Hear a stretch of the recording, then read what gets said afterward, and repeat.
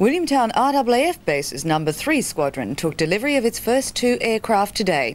Painted in the new squadron's livery, the 2 F-18 Hornet jet fighters were handed over this afternoon at the Government Aircraft Factory in Victoria.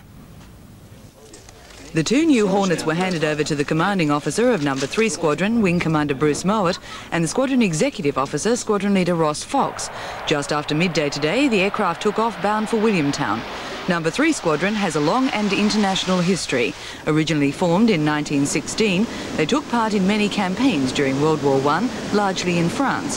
The squadron has kept the original livery, and all its aircraft are painted with the fleur-de-lis.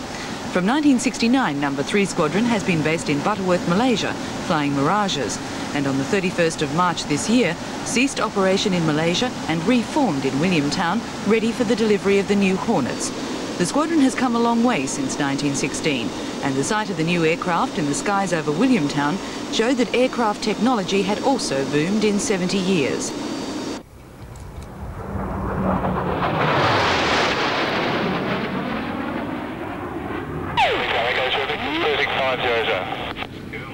To make a visual approach, you'll be No. 3 to 2 Hornets on lift base. Victor, tally that aircraft.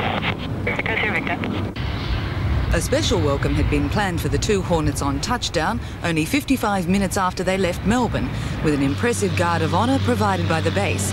Wing Commander Mouatt and Squadron Leader Fox were met by the officer commanding Williamtown, Air Commodore Bomble, and champagne to celebrate the arrival.